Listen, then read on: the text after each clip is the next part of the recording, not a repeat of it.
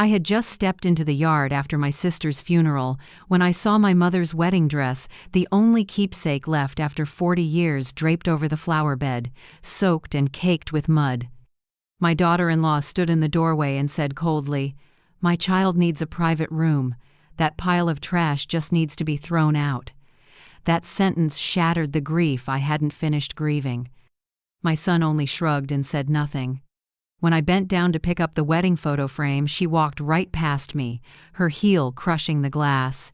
A shard cut my hand and I didn't even feel it. My throat tightened, my heart clenched, the feeling of being humiliated in my own home. I quietly took out my phone, photographed everything, and sent it to the one person who knew I'd been wary of this. That night, I didn't cry. I only whispered, "If she wants a war, I'll make sure she tastes defeat under my own roof." If you're still listening, tell me where you're watching from. Every comment you leave is another mark in this journey. And if this story has touched you, don't forget to hit like so it can reach even further. My name is Vivian Cole, 65 years old, living in the suburbs of Portland, Oregon. I had just returned from Phoenix, Arizona, after my sister's funeral, the last person in my family who ever called me little sister. The flight was long, my body tired, my heart empty. Yet the scene in the front yard jolted me awake like a bucket of cold water. This house, the 2-story cedar home with dark brown shingles, has been where I've lived for more than 30 years. I bought it after my husband died, painted every wall myself, replaced every floor tile. A lifetime as an accountant didn't make me rich, but it made me meticulous. Everything in this house bears the marks of love, effort, and memory. And now those memories lay scattered across the lawn, wet with rain and muddied like trash. The wooden chest my brother hand-built in 1978 was pried open, my mother's leather notebook was soaked, and my hand-stitched embroidery had blown up onto the steps. I walked slowly, picking up each item as if gathering the trampled pieces of my own memory. Sloane still stood there, arms crossed, her stomach flat under a silk dress. "I already said you have to move into the back storage room," she said evenly, cold. "The upstairs bedroom will be the baby's room." I looked around. There was no sign of preparing for a child, just a convenient excuse to push me out. I gave a small laugh that never reached my eyes. "The storage room?" I asked. "Yes," she said. "That's where you can be quieter." I didn't argue. I walked down the little slope to the back. The wooden door creaked open, and the smell of damp and dust hit my nose. Inside were a dirty folding mattress, a bare ceiling socket, and a small window draped in cobwebs. No table, no chair, no blanket. I sat on that mattress and took a deep breath.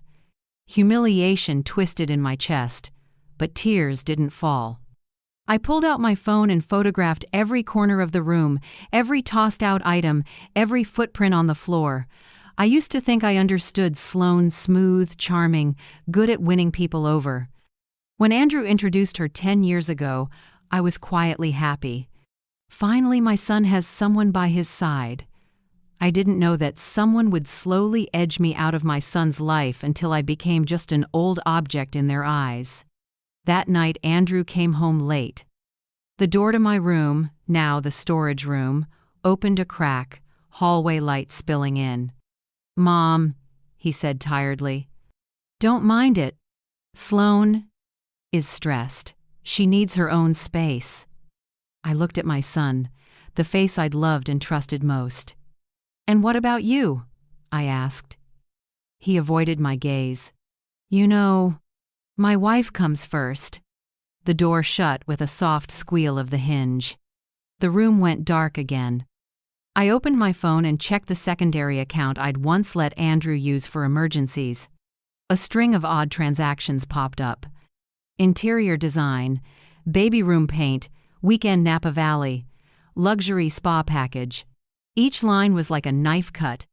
Nearly $6,000 in 2 months. I knew that was just the tip of the iceberg. I'd heard Sloane hint about selling a few old pieces to refresh the space. Now I understood she'd sold my memories to buy meaningless things. Late at night, I opened my contacts and tapped Amit Patel, the attorney who helped me with insurance paperwork 10 years ago. "I need to see you," I said. "Tomorrow, 9 a.m. "What happened, Miss Vivian?"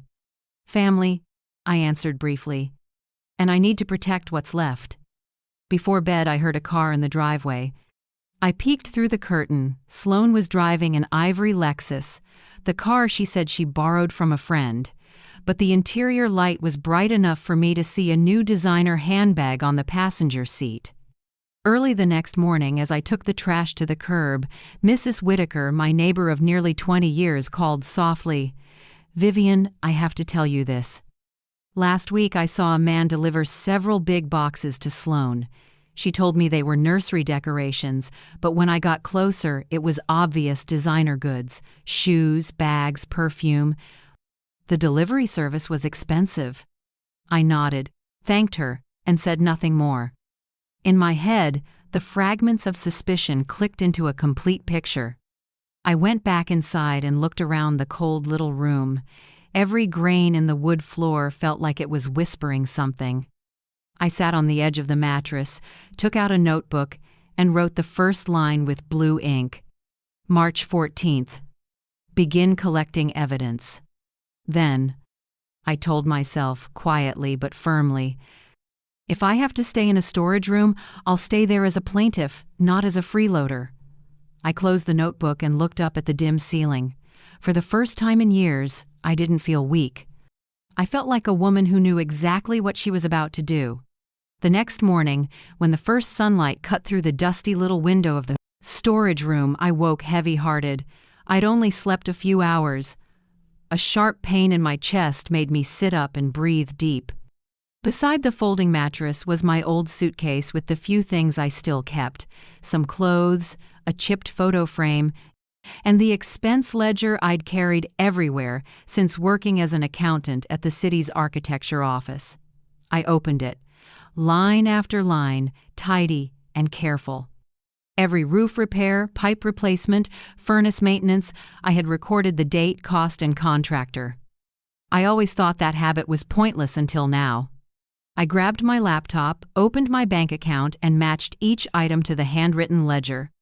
On the very first line, my heart squeezed. Interior design, $12,800. Under it, baby room decoration, $3,400. Spa maternity retreat, deposit $2,500. Napa Valley weekend, $7,900. One by one.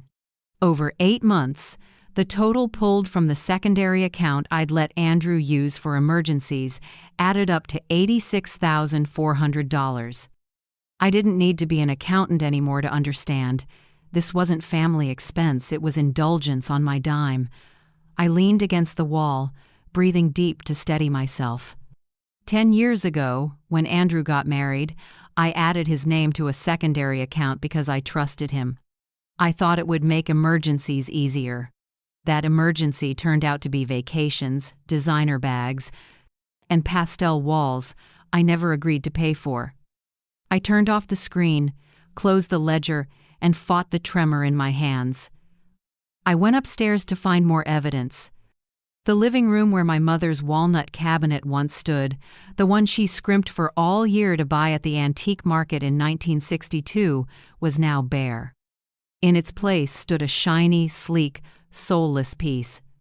I froze, hand touching the empty spot in the floor where the old cabinet used to be, a chill running up my spine.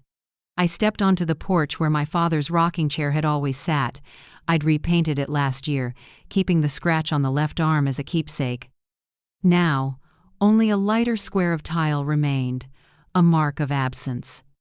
I went back in, opened my phone, and pulled up Marketplace, the app the kids use to sell second-hand things.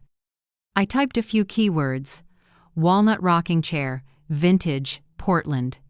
Dozens of results appeared. I scrolled and my heart stopped for a moment. A listing had expired 3 days ago, but the thumbnail was still clear.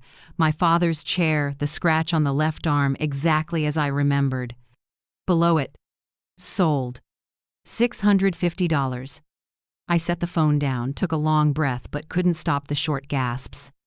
An object is just a thing, but to me it was memory, proof that I had existed. And now Sloan had sold everything piece by piece. I didn't scream, and I didn't call Andrew. Instead, I opened my laptop and created a new folder. Across the screen, I typed, "Case, Sloan." I dropped in everything: photos of the belongings thrown into the yard, shots of the storage room, the missing cabinet, the chair listing, the bank statements, the saved ad images. Every file was carefully named: 0, 1, _ entryway.jpg, 2, rocking chair ad, PNG, 3, bank statement, PDF. I did it with the quiet of someone who'd already lived through too much loss. At my age, I know, anger weakens you.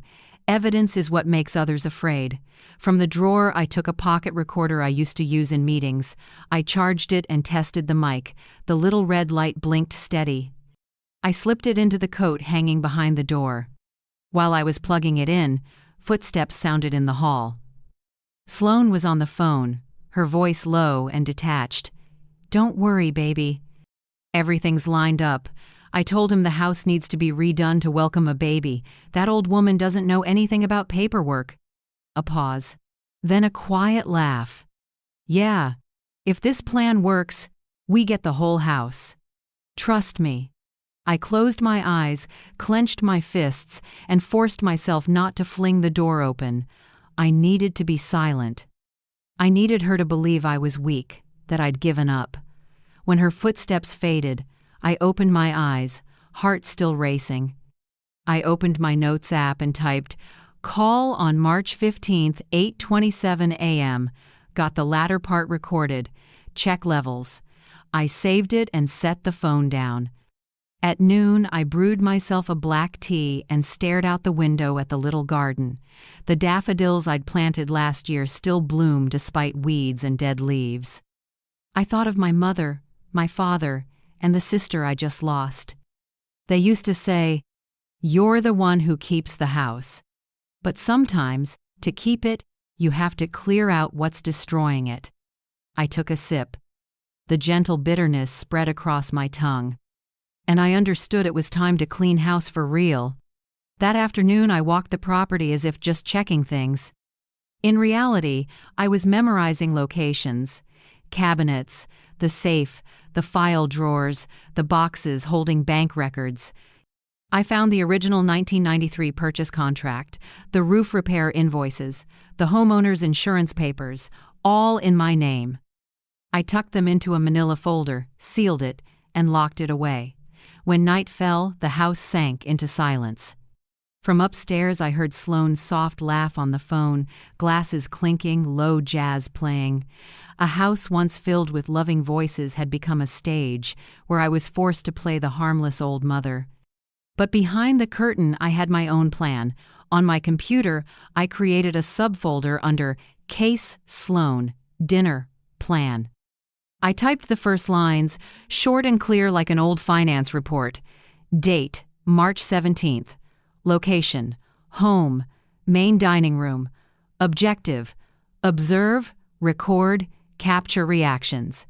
Attendees, Andrew, Sloan, her parents.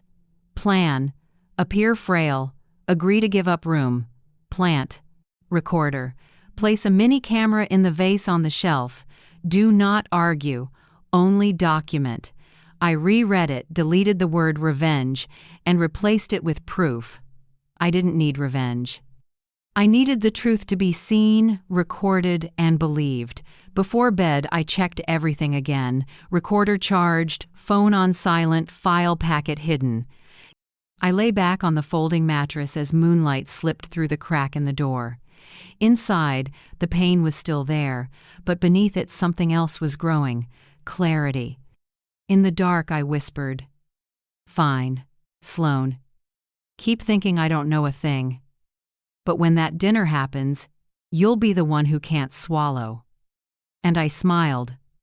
The first real smile since my sister died. Not from joy, but because I knew, from this moment on, everything would change. The next morning I woke before dawn. Rain from the night before still misted down. The chill slipping through the door made me shiver. I brewed a black coffee, no sugar, no cream, then sat at the small table in the storage room, the warm light just enough to show every crease on my hands. In front of me was the manila folder I'd spent days preparing. Bank statements, photos of my belongings tossed into the yard, recordings, house papers, and my expense ledger. Everything was ready. I checked the clock. 7:40. My appointment with attorney Amit Patel was at 9 a.m. in his small downtown Portland office. I took a deep breath, picked up the folder, pulled on my long raincoat, and drove my old Toyota Camry off the quiet street. With each time the tires rolled through a puddle, I felt a little lighter, as if every turn of the wheel was carrying me out of the dark. Mr. Patel's office was in a red brick building along the Willamette. Inside smelled like coffee and old paper. Mr. Patel, a man of Indian descent around 50, with half-rimmed glasses, came out and shook my hand. "Miss Vivian, it's been a while. I heard your voice on the phone. It didn't sound good." I gave a thin smile. "It wasn't good, Amit." We sat. I opened the folder and laid out each set of documents in order. "These are 8 months of statements. These are the scene photos, and this is the original house deed." He skimmed, nodded slowly. "You did exactly right, documenting and preserving evidence. Most clients come when it's too late." He flipped a few pages and stopped at the deed copy. "This house is still in the name of Vivian Cole, right?" I nodded. "Correct. Andrew never completed a transfer because I'd said I would leave it to him after I passed. Mr. Patel set down his pen, voice turning firm. "Then here's the good news. Legally, you remain the sole owner. No one can sell, lease, or alter the property without your written consent. Andrew and his wife are occupants by permission tenancy at will under Oregon law." I took in each word like water after a long thirst. "That means," he continued, "if you choose, you can terminate their right to stay at any time with proper notice." I stayed quiet, but something painful and peaceful rose together inside me. This house, my life's work, was still mine. Mr. Patel carefully drew the file toward him and started noting items. "Now to the money," he said. "What's your estimated total loss?" I read slowly. $86,400 withdrawn, not including heirlooms, the walnut cabinet, the rocking chair, embroidery, estimated another $12,000. He nodded. "We'll appraise the full loss and prepare a detailed inventory. Everything sold, withdrawn, or destroyed goes into the restitution claim." He opened his computer and typed quickly. "First, protect your finances. I want you to 1. Change all bank passwords, including retirement accounts. 2. Disable Andrew's secondary card today. 3. Turn on transaction alerts by email. 4. Remove utilities from Andrew's name if any are tied."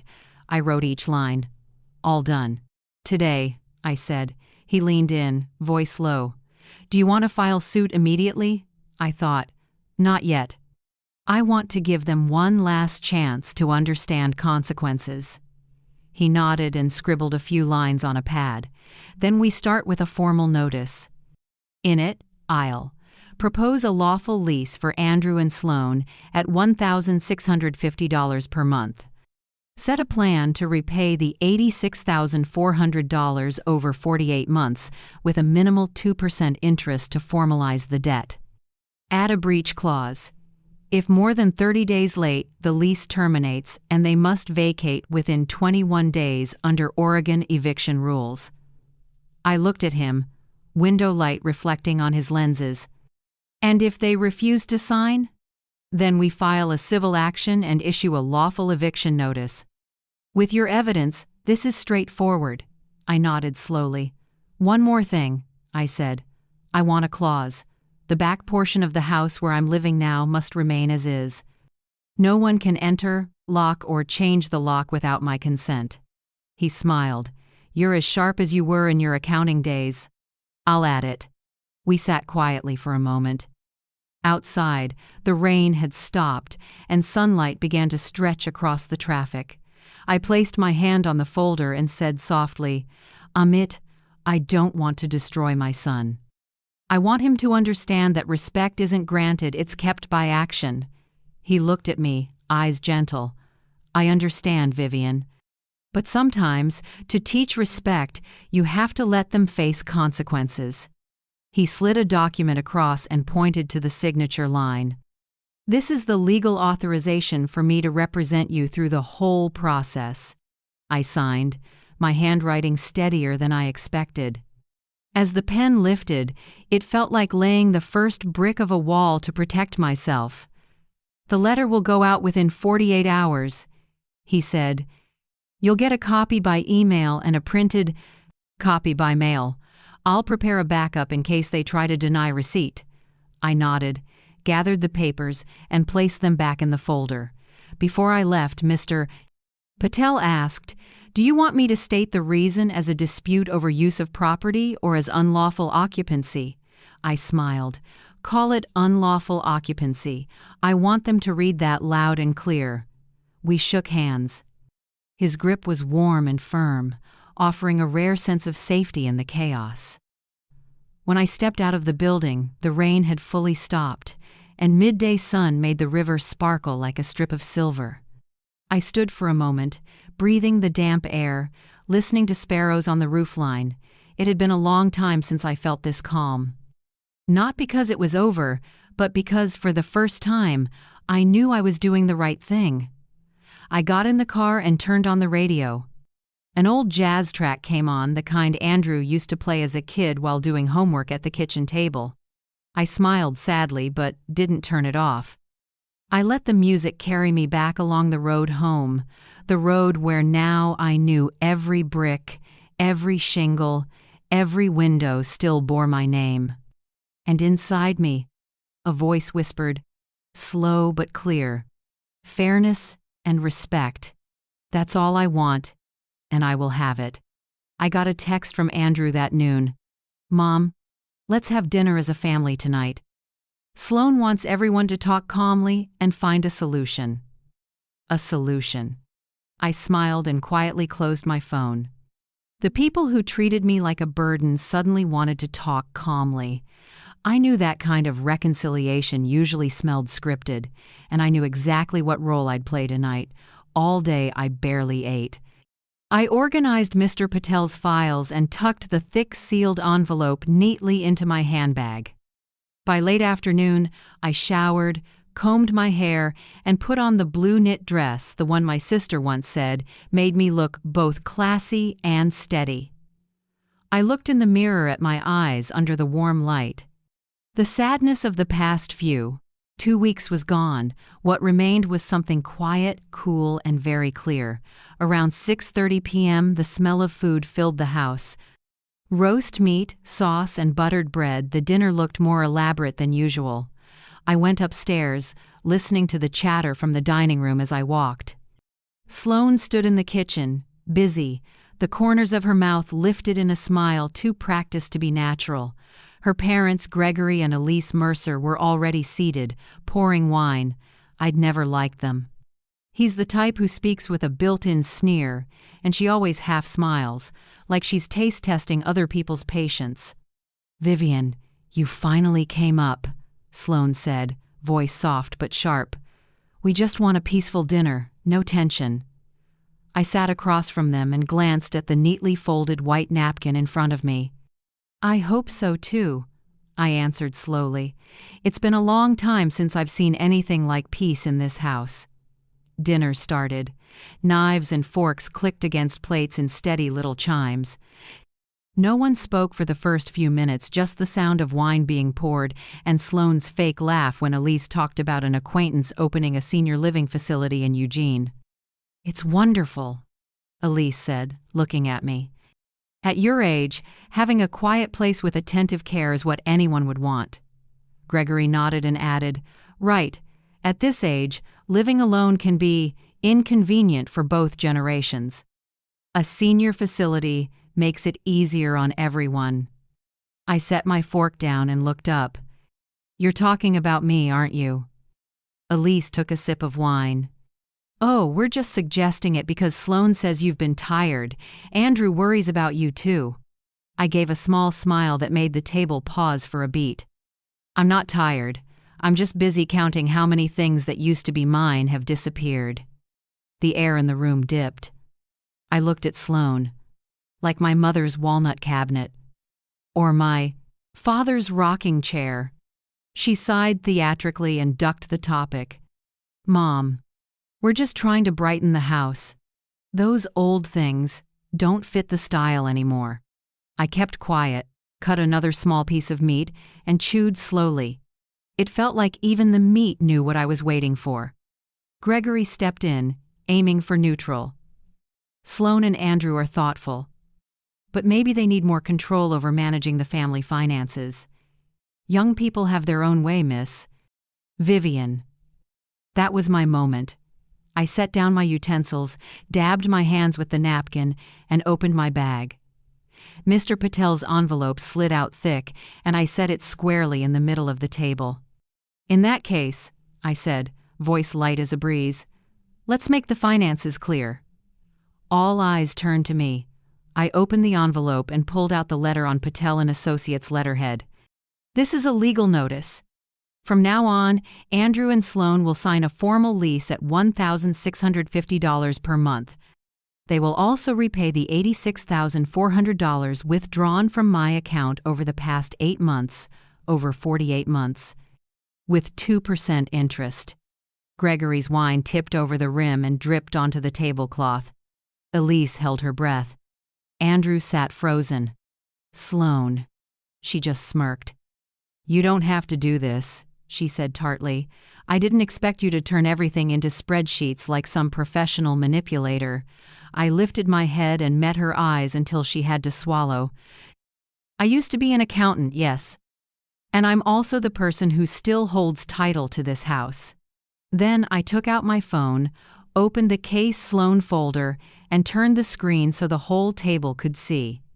My father's rocking chair was right there, the scratch on the armrest and the words, "Sold, $650 underneath. "Elise," I said, "if it looks familiar, it should. Your daughter sold it. Along with a lot more." The air went thick as syrup. Andrew's hands shook as he set down his glass. "Mom, what are you saying?" "I'm saying the truth," I said, "and I've documented everything. Statements, receipts, listings. I don't need to shout. I just need evidence." Gregory flushed and stood. "You're threatening my daughter in our house?" I tilted my head slightly, voice calm in a way that surprised even me. "Wrong. This is still my house, and this envelope is the last chance for my son and his wife to stay here with basic decency." No one spoke. The wall clock ticked, ticked, ticked, like a countdown to an explosion. Sloan let out a short, hard laugh. "Pathetic. You think you can scare me with paperwork? I'm pregnant, and you're throwing a pregnant woman out of a house. Do you feel inhuman?" I leaned back, eyes never leaving her. "Really?" I asked, soft as air. "Then when will you show me the prenatal results?" The question hit the table like a brick. Silence. Andrew turned to Sloan, eyes spinning. I thought. You said." Sloan shot to her feet and slammed her spoon down. "I don't have to prove anything. She just wants to divide us." I didn't say more. I just looked at Andrew, my eyes sad but steady. "Son, I've lost too much by staying quiet. From now on, I won't be quiet." The room went still.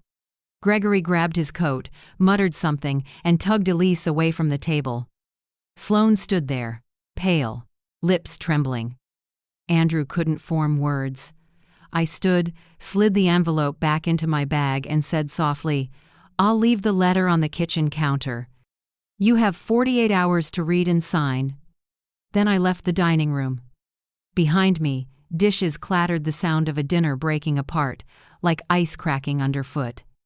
Walking down the stairs, I didn't feel shaky, just relieved. Maybe because for the first time, the scale tilted toward what's right. I went into the two together. The storage room, now my strategy room, sat on the folding mattress and looked out the window. Outside, the first snow flurried, drifting down like ash after a battle. But inside me, a clear, steady flame kept burning, and I knew the real fight was only beginning. That night the house was dead quiet after the emotional storm. I thought it had all ended with the shattered spoon and my son's exhausted stare, but close to midnight, a soft knock sounded at the storage room door. 3 knocks, hesitant, weak. I sat up, turned on the lamp, and watched the door tremble. "Mom, it's me." Andrew's voice was hoarse, tired, broken. I opened the door. He stood there, gaunt, eyes bloodshot. The warm yellow light showed a face that used to be bright, now early lines and panic. "I can't sleep," he said, voice shaking. "I'm scared of losing the house, Mom. I don't know what to do." I stood there, silent. Part of me wanted to hug him. Another part wanted to hold the line. "I don't want to throw anyone out." I answered slowly. "That's why I offered the lease. If I wanted revenge, I would have changed the locks a long time ago." Andrew dropped his head, fingers laced tight. "Sloan, she said if we don't have this house, she'll leave me. I don't want a divorce, Mom. I'm just scared of losing everything." I looked at my 36-year-old son, the man who once said, "I'll take care of you like Dad did." Now he was just a big kid, tied up by fear and lies. I sat on the edge of the bed and motioned for him to sit across from me. "Tell me, Andrew, who sold your father's chair? Who decided to withdraw the money?" He took a slow breath. "Sloan," she said, "your old stuff made the house look poor. She said our friends would laugh if they saw it." A cold blade went through me. "And you?" I knew it was wrong, but I didn't dare argue. "She threatened to tell people you control the money, that I don't. I have a voice. I didn't want anyone to think I'm unfilial." I closed my eyes. Every word weighed like lead. I understood Sloan took more than money. She took my son's backbone, and part of that was on me. "Andrew," I said, low, "I used to think loving you meant shielding you. Maybe I was wrong. I let you get used to someone else cleaning up your mess." He stayed quiet, shoulders trembling. "Mom, I don't want to lose you." I sighed and met his eyes. "If you truly don't want to lose me, then tomorrow you sign the contract. I want nothing but respect. And if you let anyone take even one more cent from my accounts, you push yourself out of my life." He nodded, tears rolling onto his clenched hands. "I understand. I'll do it." "No," I corrected. "You have to do it." We sat in silence for a few minutes. The living room clock ticked steadily. When Andrew stood, his shadow stretched long and shaky across the floor. "I know you're right," he said, "but I don't know if I'm brave enough to face her." I watched him walk up the stairs, my heart sinking. My door closed, leaving a heavy quiet behind. I sat there staring into the dark and realized sometimes a mother's love is a double-edged knife. It can save, or it can make someone so soft they forget they can stand up on their own. I took out my phone and opened my messages with Mr. Patel. I typed a short line, "Tomorrow at 9 a.m. They'll be there. Prepare the contract." After sending it, I turned off the main light and left the desk lamp on. In its dim glow, the little recorder on the shelf blinked red. I'd left it running since early evening. I was about to lie down when soft steps crossed the upstairs floor. A door clicked shut. Then Sloane's voice, small but clear, came through the paper-thin wall. "I told you, just a few more months. Just a few more. Once that old woman signs all the papers, I'll say I had a miscarriage. No one can. Blame me then. People say family is the safest place. But sometimes it's where you have to learn to protect yourself. If you've ever been deceived by family, would you choose to forgive or let justice speak? I want to hear your thoughts. Just one comment says a lot. A pause. Then a man's voice over the phone, low and distant. You sure? Sure. This house is worth a little more suffering. I went rigid. Every word dripped acid onto my heart. Miscarriage, a lie preloaded and planned in detail. The pregnancy itself was likely just a show. I didn't jump up. I lay still, eyes open in the dark. My heartbeat pounded in my ears like a drum. Part of me shattered knowing my son had been fooled this far. Another part, colder, turned to steel. I looked at the recorder. The red light blinked, steady. I knew that conversation was saved. The room was still cold, but inside me, a slow flame rose, not the burning kind, but the kind that hardens resolve. I pulled up the blanket and whispered into the dark, "Go on, Sloan. Keep lying, keep scheming. This old mother isn't as stupid as you think." Outside the window, rain started, ticking steadily. I listened to each drop, like counting down the minutes until the dawn when justice would start to speak. The next morning, Portland wore a thin veil of fog. The early sun hadn't pierced the gray. The streets were slick and shimmering after the night rain. I sat in the back seat, hands on my file bag. Andrew drove in silence, and Sloan sat beside him in black sunglasses, lips pressed tight. No one spoke. The air in the car was heavy enough that I could hear the soft hiss of the vents. Mr.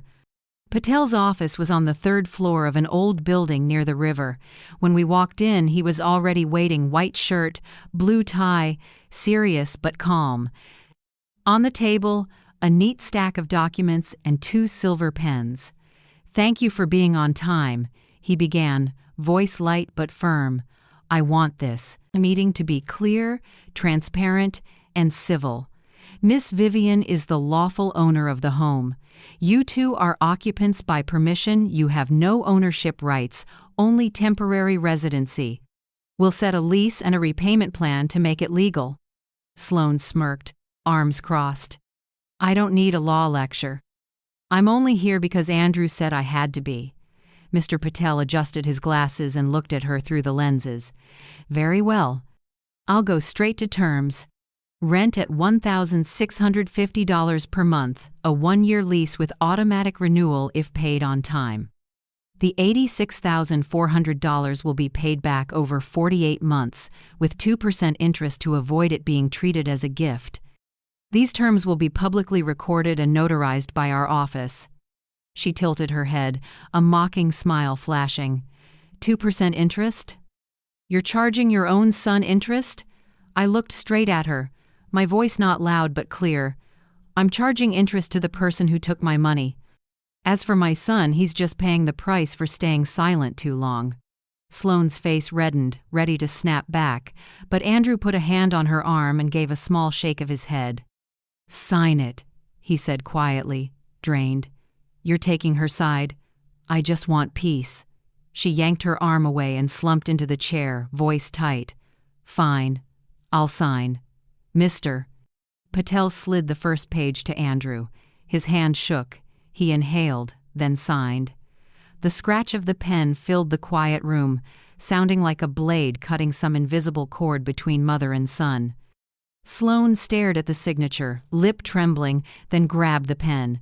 She signed fast, as if to end the ache, and pushed the stack back to Mr. Patel. He flipped through each page, checked, then pressed the seal. "Good. The lease is effective today. Payment schedules will be emailed. I've also recorded the list of sold heirlooms, the walnut cabinet, the rocking chair, the hand embroidery, and the wooden chest. I'll work with an appraiser on a separate restitution figure." Sloan let out a short, dry laugh. "She's going to invoice her memories now?" I didn't answer. I just looked at her, not angry, not pitying, just the look of someone who has seen too much deceit. "No one can repay memories," I said quietly, "but losses still need a price." The room seemed to freeze. Mr. Patel filed the papers into a folder and closed it. "I hope this is a first step toward order." I don't represent anyone here except fairness. I nodded, thanks. Andrew kept his head down.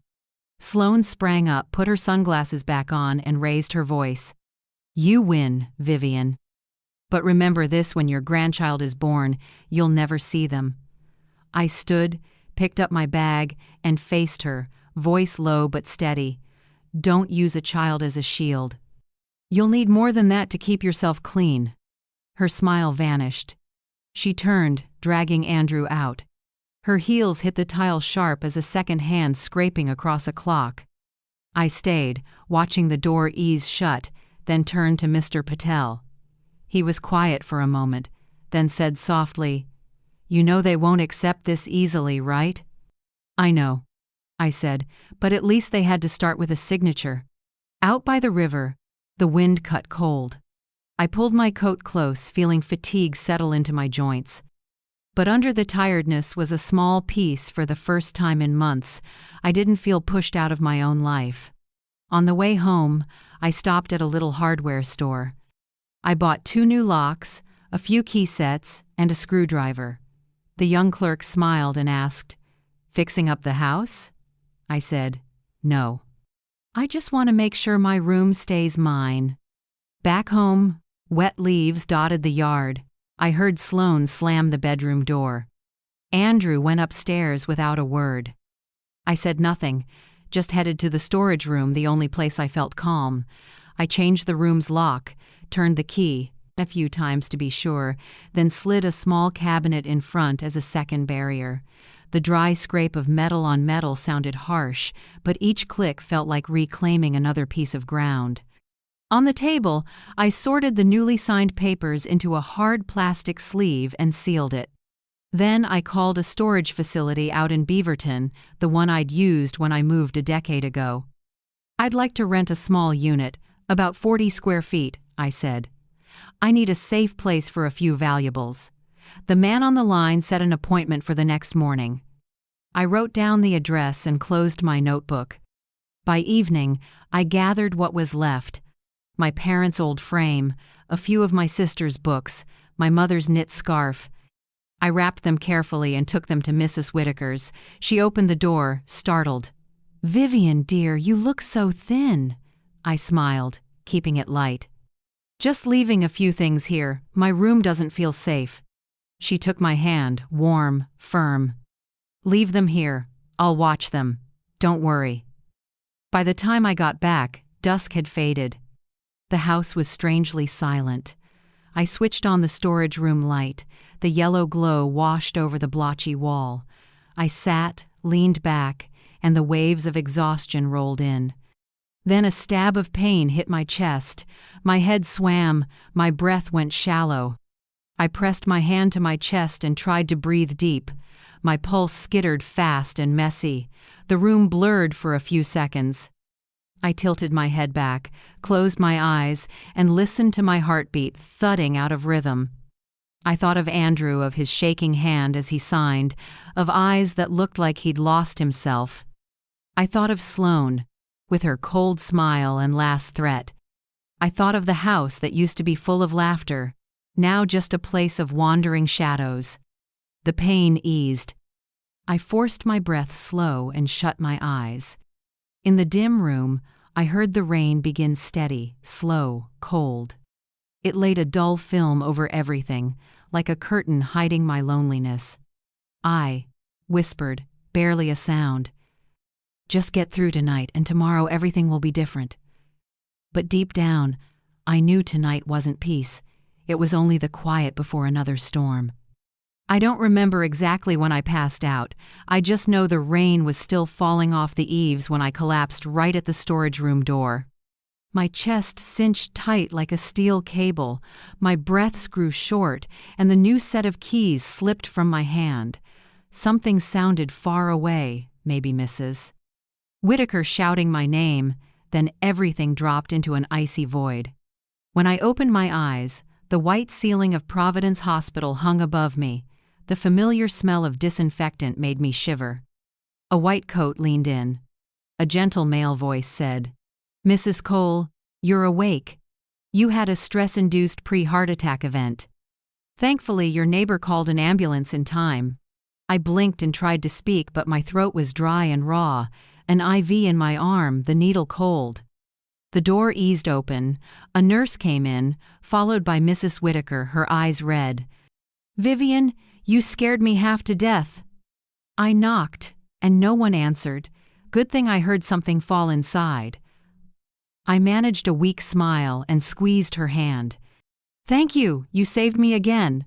Less than 6 hours later, news of my hospitalization reached my 2 kids far away. By afternoon, the door flew open and I heard the familiar footsteps. Hannah, my daughter, reached me first. Her brown hair was pulled back, her face thinner than the last time I saw her. Behind her was Lucas, my youngest, the one who calls me weekly but hadn't been home in 2 years. "Mom!" Hannah's voice broke as she hugged me. Lucas gripped my hand and leaned close. "The doctor said it was down to minutes. Do you know how scared I was?" I couldn't speak. I just laid my shaking hand over theirs, the warmth slowly easing my heart. The pain in my chest lingered, but inside, it felt like someone had just lifted a boulder. An hour later, the doctor returned, serious but compassionate. "You need complete rest and to avoid stress for at least 90 days. Your heart's more fragile than average. We'll prescribe blood pressure meds, a vasodilator, and recommend a therapist to help reduce stress." I nodded faintly, though all I could picture was the house, the place I knew I'd have to go back to, like it or not. After he left, Hannah pulled a chair close and stroked my hair the way I used to soothe her as a child. "Mom, come stay with me for a month. My place in Manhattan has a spare room, a housekeeper, and a private doctor. You need quiet." I smiled weakly. "Hannah, thank you, but I need to stand firm in my own home. If I leave now, they'll think I gave up. And I haven't, you understand?" Lucas perched on the bed's edge, fingers laced, eyes grave and sad. "I'll talk to Andrew, not to take sides, just so he understands how much you've endured." I nodded slightly, gaze far away. "Talk, but don't go in angry. He's fragile, Lucas. The storm already took a piece of him." Hannah bent and pressed her cheek to my hand. "Mom, I promise we won't leave you alone this time." I smiled, eyes stinging. "You're grown. I couldn't ask for more." They stayed the night. I heard Hannah whispering with a nurse in the hallway, and Lucas stretched out on the window bench. Each time I cracked my eyes open and saw the dim light on their faces. Time rolled backward.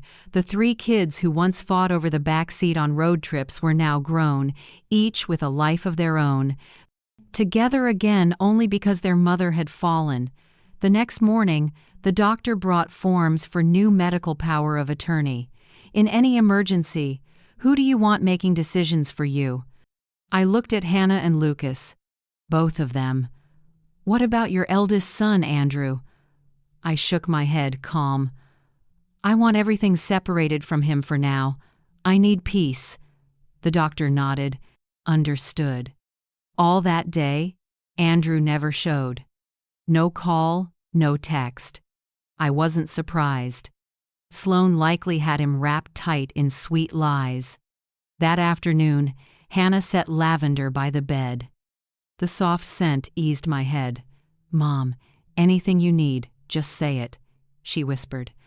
I gave a thin smile. "Just seeing you safe is enough for me." 3 days later, I was discharged.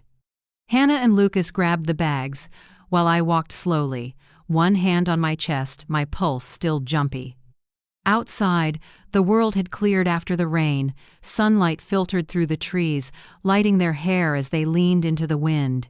Pride and sorrow rose together and caught in my throat. On the drive home, Lucas took the wheel and Hannah sat up front. They chatted softly so I wouldn't have to think. I watched the trees slide by. It was so calm it made me nervous. Calm is often the sign the waves are coming. When we turned onto my street, my heart sped up. The white gate stood wide open. The front yard was strangely bare. The bench, where I used to read the paper, gone. The small wooden sign etched "Coal Home," since 1993, gone. I stepped out, the smell of wet wood and cold earth hitting me. The yard was spotless, none of my things remained. No planters, no flower pots, no doormat. Even the mums I'd planted in early fall were gone, just streaks of mud and fresh tire tracks. Hannah's mouth fell open. "Mom, where is everything?" I didn't answer.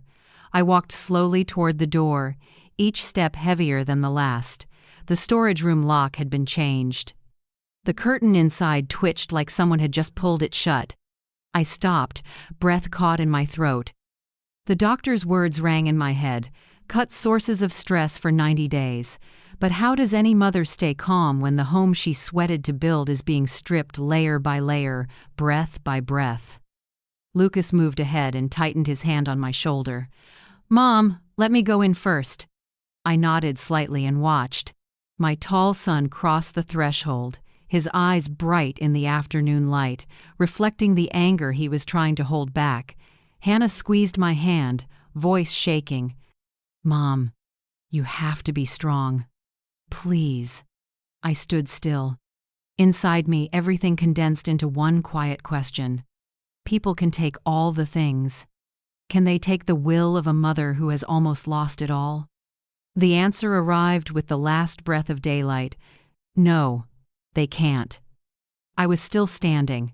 I still had a heart, a mind, evidence, and my 2 true children at my side. In the pale sun, I looked at the empty house and heard the wind through the trees whisper, "Stand tall, Vivian. Storms drop leaves. They don't uproot."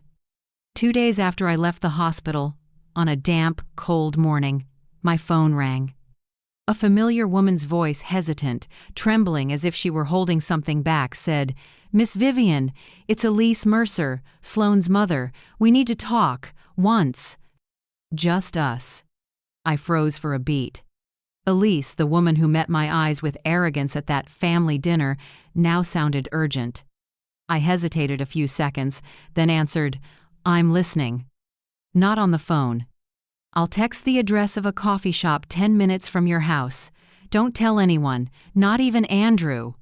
Her voice shook, so unlike her usual chill. I agreed, partly out of curiosity, partly because my gut said this mattered. The cafe, Maple and Steam, sat on a small street lined with blazing golden maples. I arrived 10 minutes early. Elise was already there, no makeup, no jewelry, hair pulled back, gray sweater that made her look worn. When I pulled out a chair, she just nodded, no greeting. No small talk. In front of her lay a light brown envelope, thick, one corner creased. She slid it to me, eyes turned away. "I don't know where to start," she said softly. "But some things, if I don't say them, I won't sleep." I looked at the envelope. My fingers brushed the seal. It felt hot. "About Sloane?" I asked. Elise nodded, head dipping. "Yes. About everything she's done and what she can't do." I opened the envelope. Inside, medical records, credit card statements, screenshots of texts. The pages bore the logo of a fertility clinic in California.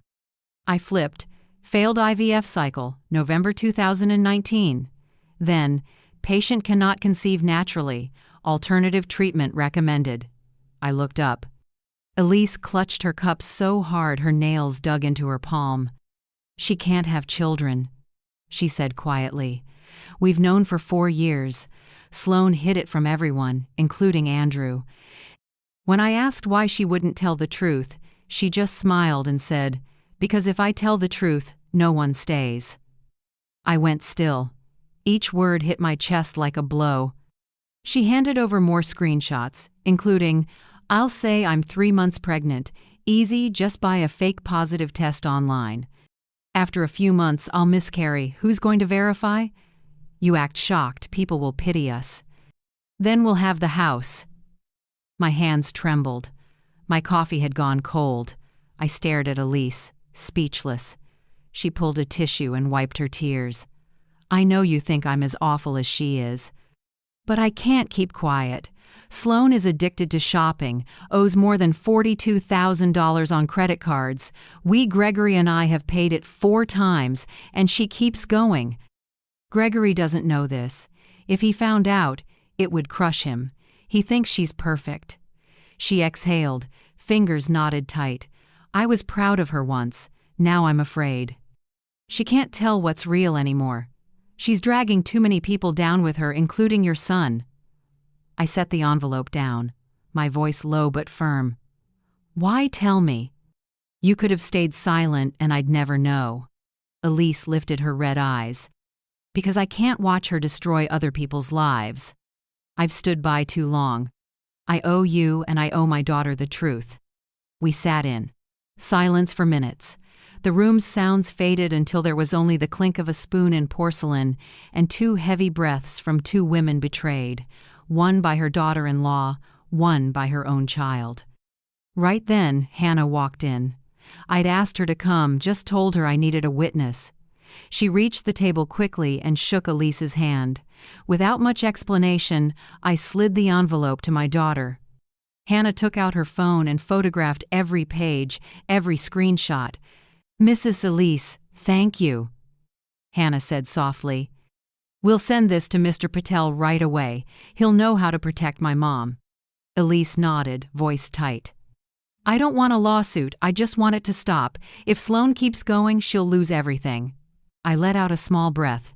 Inside me, feelings tangled, anger, pity, and a strange hollow. This wasn't victory. It was release from an illusion. All the times I'd ask myself, am I being too harsh? Is Sloan really pregnant?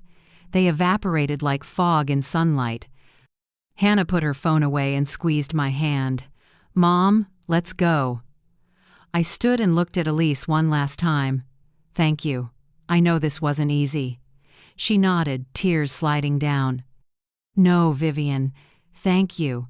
At least now someone knows I still have a conscience. On the way home, Portland wind slid along the windows, carrying the damp smell of early rain. Hannah drove in silence, eyes straight ahead, while I sat holding the envelope. The papers inside rustled with each bump in the road, as if to remind me the lies now had shape, proof, and weight. I pulled out my phone and typed quickly to Mr. Patel. Now have medical and financial evidence of Sloan's fraud. Sending supplementary file. The message sent. The screen lit and went dark. Outside, the trees along the road were changing color. Fall in Portland is always like this, beautiful and sad, beauty that shows up only after something is lost. Hannah glanced over and asked softly, Mom, do you feel lighter? I gave a thin smile. Not lighter, clearer. Light is when it's over. This is just the start. I opened my contacts and found my eldest. My finger hovered over Andrew Cole for a few seconds. A lump rose in my throat. He was still my son, the boy who once tore around the yard on a red bike. Now he lived inside a trap he couldn't see. I texted, Tonight. Come see me. Alone. No one else. I set the phone down, closed my eyes and leaned back. I didn't know how tonight's talk would end, only that it would change everything, not just for me, but for Andrew's future. Outside, the gray sky sank low with clouds, another rain coming. I shut my eyes, breathed deep, and felt my heartbeat slow, not from fear, but from readiness. At last, after all these years of endurance, the truth had opened its own envelope. And this time, I was ready to face it, not the pain, but the consequences of patience I'd held too long. That night, Portland sank into fog so thick the streetlights looked melted into the air. I sat in the living room, a small lamp pooled light on the oak table. In front of me, the file Elise gave me, clipped neatly inside a manila envelope. Everything was ready. Around 8 p.m., 3 slow, heavy knocks sounded at the door. I stood, heart pounding, and opened it. Andrew stood there, gaunt, slumped shoulders, gray face. His suit rumpled, deep shadows under his eyes, like he hadn't slept in days. Mom. His voice was hoarse, like a man who'd lost his bearings. I said nothing, just opened the door wider. Inside, Hannah and Lucas sat on the sofa, silent. On the table, the file lay like an unexploded bomb. Andrew came in, glanced around, paused when he saw his siblings. I gestured. "Sit!" He sat, fingers knotted, eyes avoiding mine. I slid the envelope toward him. "Read," I said, low and clear. He hesitated, opened it, and pulled out the pages. I watched his face eyes moving slowly, then stopping. His hands trembled, his lips tightened. A minute later he whispered, almost to himself, "No way." "No." Sloane said, "It can't." He flipped to the next page, screenshots of texts, clinic notes, infertility records. His eyes went glassy, like he couldn't believe the words. I heard his breath quicken, as if each line was siphoning air from his lungs. "I didn't want it to come to this," I said slowly. "But you need the truth, no matter how deep it cuts." Andrew looked up, eyes red. "Mom, are you sure? Maybe they made a mistake." I didn't answer. I just took out my phone and dialed. "Where is she?" Hannah asked softly. "On her way," I said. "I told her to say it to your face." In less than 10 minutes, a car pulled up outside. Sloane came in long coat, pale face. She froze when she saw Hannah and Lucas, a flash of caution in her eyes. "What is this? A family tribunal?" I didn't bite. I pointed to the chair opposite. "Sit, Sloane. You have a lot to explain." She sat, arms crossed. "If this is about the lease, I've got nothing else to say." I pushed the file toward her. "Not the lease, the truth." She looked down, read the first lines, then looked up, her lips twitching. "Where did you get this?" "From your mother," I said. She couldn't keep the secret anymore. Silence. The room seemed to lock in place. Andrew stared at his wife. "Is it true?" he asked. Voice rough. Sloane pressed her lips together and turned away. "It's nobody's business. I just didn't want to lose you, Andrew. If you knew I couldn't have a baby, you'd leave. I was trying to save our marriage." Hannah slapped the table. "Save it by faking a pregnancy and planning a miscarriage?" Sloane snapped back at her. "You don't get it. He promised the house would be his when his mother died. I just wanted to secure our future. This is all because of him." Andrew reeled as if struck. He stood, hands to his head, stumbling back. "Because of me? Because of me you lied to my family? Sold my mother's things? Took money from her account?" Sloane screamed, "You promised, Andrew. You said, 'Mom won't live forever. It'll all be ours.' I just made that promise come true sooner." The sound shattered like glass. The room went deathly still.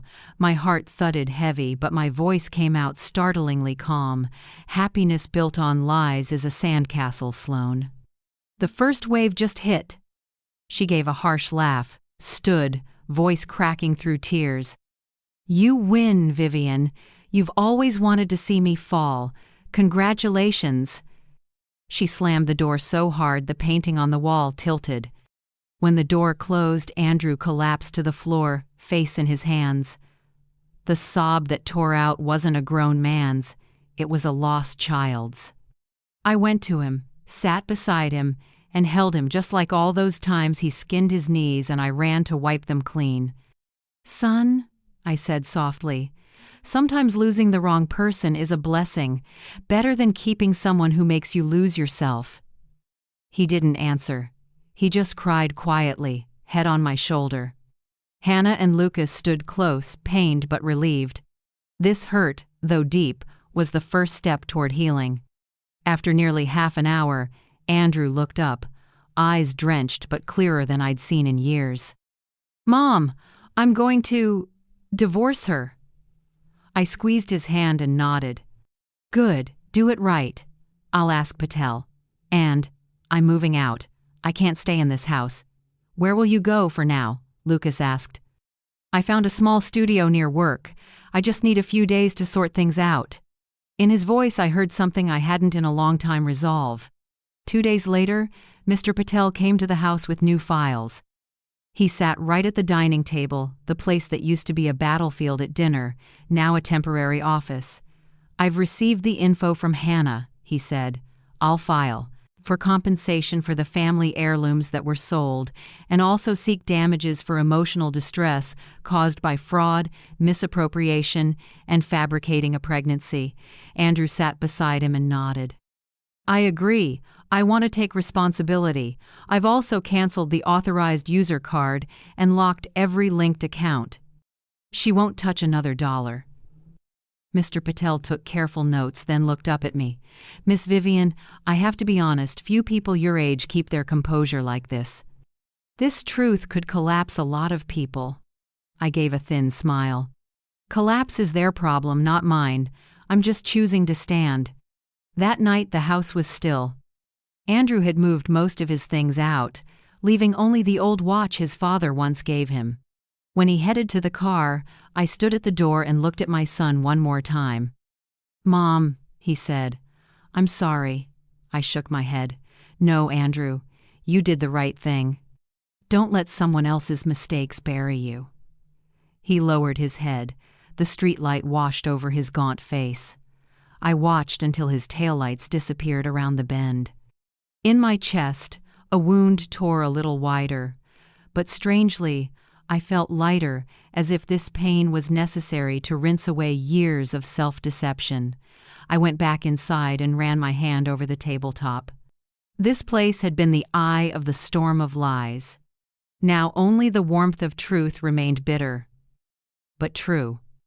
And sometimes, that's enough to begin again. I once thought every storm would eventually pass, but with Sloan, it only changed direction, it never stopped. Less than a month after Andrew filed for divorce and Patel submitted the compensation claim, she struck back.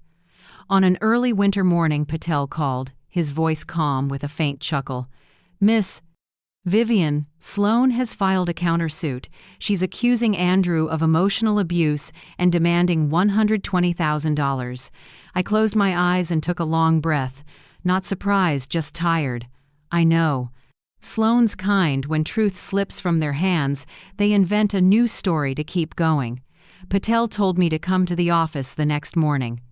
When I arrived, he had all the evidence spread out: bank statements, photos of antique listings, the audio file about the planned miscarriage, and a printed set of texts Hannah had collected. "I've submitted these to the court before they review the countersuit," Patel said. "Now we just wait for the hearing." On the court day, Portland drizzled. The courtroom was small, but the air was heavy like a ceremony of judgment. Sloan sat across from us, pale, dark circles under her eyes, still trying to look composed. Next to her was a young, confident attorney flipping through files. Andrew sat at the defendant's bench, quiet, hands clasped. I sat behind him, between Hannah and Lucas. It felt like the three of us were walking a battlefield without needing to say a word. Sloan began her testimony. Her voice shook, mixing anger with fragility. He, Andrew Cole, drove me into a mental crisis for months. He controlled the finances, humiliated me, and, together with his mother, pressured me to leave the house. I looked at the judge, a woman in her 60s with a firm but fair gaze. She nodded once and signaled to Mr. Patel. Patel stood, his voice low, each word landing like a tap of a gavel. "Your Honor, I'd like to present rebuttal evidence. These are account statements showing $86,400 withdrawn without authorization over 8 months. These are antique sale listings and a walnut chair ad that match property belonging to the plaintiff, Vivian Cole, mother of the defendant. And this is an audio recording in which Miss Sloan Mercer admits faking a pregnancy and planning a miscarriage to gain her husband's trust and access the Cole family's assets." The room fell utterly silent. I heard a pen clatter from the clerk's desk. Sloan dropped her gaze, lips pressed tight, eyes glaring at Patel. The judge adjusted her glasses and opened the file. Miss Mercer, do you deny this evidence? Sloane stammered. I was set up. My mother hates me. It's all fabricated. Right then. The courtroom door opened. Elise walked in, haggard, a large envelope in hand. She stepped to the witness stand, voice trembling but steady. I am Sloane Mercer's mother. I will testify that everything Mr. Patel said is true. My daughter lied about being pregnant, spent excessively, and deceived both our family and the Cole family. Sloane spun around. Mom, how could you? Elise cut her off. Because you don't know where to stop, because I've helped you lie too many times. The room went quiet again. I saw Gregory, Elise's husband, in the back row, head bowed, face covered with his hands. The judge tapped the gavel lightly, then read her interim ruling. The court rejects the entirety of Miss Sloane Mercer's damages claim. The lease and repayment agreement between Miss Vivian Cole and Mr. Andrew Cole are recognized as lawful and in effect. The court also notes evidence of potential credit fraud and will refer the matter to law enforcement for investigation. Patel tilted his head toward me, a small signal. It's done. I exhaled, not triumphant, just feeling a long emptiness lift from behind me. A week later, the Portland paper ran a short piece. Police are expanding an investigation into credit fraud related to Sloane Mercer after additional victims reported instances of false borrowing and unauthorized purchases. I read it and felt no joy. It was like watching someone sink and knowing I couldn't pull her up anymore. That afternoon, I heard a soft knock. When I opened the door, Gregory Mercer stood there with his hat in hand. He looked much older, more gray, voice hoarse. I came to apologize, Miss Vivian. I didn't see the truth sooner. Elise told me everything. We're disappointed, but at least you gave her a chance to make it right, even if she didn't value it. I looked at him and nodded gently. No apology needed. You're a victim, too. He squeezed my hand, his grip trembling, warm and sad. Then he turned and walked away, shoulders bent in the late-season cold. Time passed, and the house grew peaceful again. Each month, Andrew transferred $1,650 in rent and $1,800 toward the debt, right on schedule. With every transfer, he left a small note. Month 3, still trying. Month 5, Mom, I've begun again. I saved each message in its own folder. Not for the money, but because they proved that clarity can take root in ruin. Patel stopped by once more to show me the final order. The court has granted the full compensation request. You can rest easy, Vivian. No one's touching your assets again. I just gave a small smile. Thank you, Patel. Now I only want quiet. The law has spoken for me. Every morning I practice deep breathing. Just as the therapist taught. Inhale for 4 seconds. Hold for 7. Exhale for 8. I started walking in the Portland rain. The steady drizzle I used to hate now feels comforting. It makes me notice the rhythm of life and my own existence. The flower bed out front, the place where my mother's wedding veil was once thrown, is replanted. I chose lavender and white daisies, the 2 flowers she loved. When my hands touch the soil, it's cold but real. With every root I press down, I feel a crack in my heart knit a little. At night, with wind at the window, I sit with a hot cup of tea and listen to the rain on the shingles. No more arguments. No more Sloane's icy tone, only my heartbeat slow, steady, and calm. I think justice isn't revenge. It's the moment you can breathe without choking, look back at losses without your hands shaking. And that night, for the first time in years, I turned off the light without fearing the dark. In the quiet, I listened to the rain on the newly planted bed like a blessing from the past for this fresh start. 6 months passed since the court ruling. Spring returned, and Portland smelled of damp earth and wildflowers. My house, the one that once echoed with fights, was now so quiet I could hear the wind threading the pines. This time, the silence wasn't heavy. It was the hush of renewal. One morning, Andrew called. His voice was lighter, clearer, without the old tremor of exhaustion. "Mom, I did it," he said. "The house paperwork. I transferred everything back in your name. No strings left." I sat silent for a few seconds, listening to my own heartbeat. "Are you sure?" "I'm sure. You've carried too much. I just want to do what's right. This house has always been yours." I nodded even though he couldn't see it. "Thank you, Andrew." "No," he said softly. "I should thank you for not giving up on me." After the call, I sat a long time at the window, looking at the lavender blooming purple. In my mind, I no longer saw a weak, manipulated son. I saw a man learning to begin again. Maybe a mother's love isn't sheltering forever. Maybe it's stepping back so your child can stand. A few weeks later, I began to refresh the house. Not to forget, but to revive it. I hired a small crew, the older craftsmen who painted for me back in the 90s.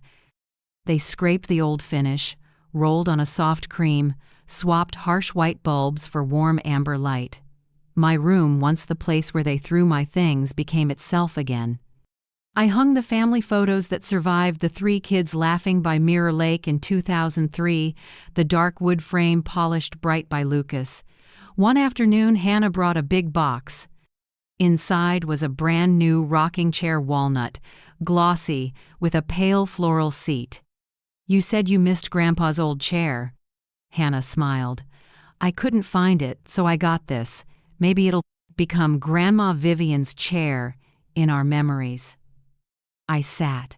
It creaked softly, gentle and unbelievably soothing. I closed my eyes and almost heard my father's laugh, my mother's hum on the porch. Lucas carefully restored my parents' wedding photo frame, the one shattered into pieces when Sloane stomped it.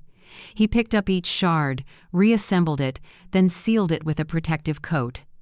"Look, Mom," he said, "sometimes what's been broken is more valuable because it's been held together with love." I stared at the photo as tears slid before I could stop them. The fine cracks remained, but my parents' eyes shone, as if they were smiling at me. That evening we rehung the wooden sign on the porch. The old one had rotted, but the new carving was clean. Vivian's home. Lucas set brass nails and drove them firm into the post. The final strike rang out clear and sure, like a declaration. This place, at last, belonged to its rightful owner again. Andrew started individual therapy. He told me one afternoon on our walk, "They're helping me spot signs of manipulation. I can say no now, Mom." I smiled lightly. "Now you have your own boundaries, and I'm learning to protect them," he said. "Not just with other people, also with myself." I looked at my son, feeling love, pride, and a small ache like watching someone stand up after a fall, scarred but looking forward. One Sunday afternoon, I invited Mrs. Whitaker for tea. The woman who called 911 and saved me that day still looked small, but her eyes were kind. "Vivian, you look much better," she said with a gentle smile. "I owe you more than thanks," I replied. "If you hadn't made that call." She set her hand on mine. Now. "We just did what people should do. You living well, that's what makes me happy." We sat on the porch, wind carrying pine and damp earth. 2 women, 2 cups of tea, 2 shaken lives now peacefully steady. Sunday night, my 3 kids had dinner with me. I made chicken soup like my mother used to, with a sprinkle of black pepper, the aroma filling the kitchen.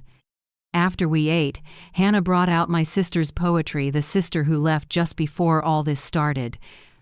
We read the lines she once wrote. "Home is not a shelter, but the place we dare to return after every break." No one spoke, but we all understood. My sister had been right. Your home is truly yours only when you're strong enough to stand in it without fear. That night, under a small lamp at my wooden desk, I rewrote my will. I divided things fairly. A portion for each child, with clear conditions. Whoever keeps respect and boundaries keeps their share. No one is allowed to manipulate, lie, or hijack love for money. I also set aside a small fund for a center that helps victims of family fraud and financial coercion. I know there are many like me, older people turned into tools for someone's greed. If my story can help someone speak up, then maybe what I went through wasn't wasted. When I finished, I folded the paper and placed it in my mother's wooden box, alongside her old wedding ring and a family photo. It wasn't just a will, it was my last message to the people I love. Night fell. I went back to my room warm and golden, the window open to the scent of pine and spring rain. The rocking chair creaked softly, rain ticked on the porch. I laid my hand on my parents' wedding photo, the lamp reflecting on their faces as if they were looking at me, satisfied. I closed my eyes. No more fear at the sound of a door. No more flinching at the wind. Everything was in place, finally. In that moment, I knew justice, kindness, and respect are the three pillars of this roof.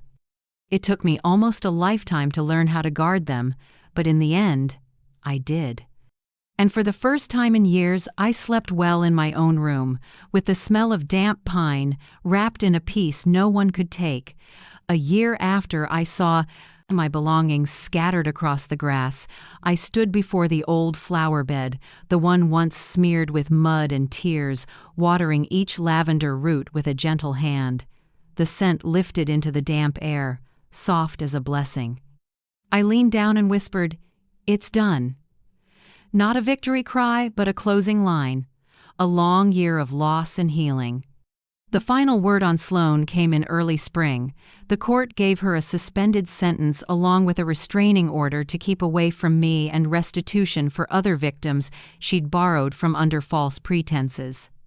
I felt no glee, no bitterness, only a hollow quiet like watching a storm drift off, leaving long streaks on the glass.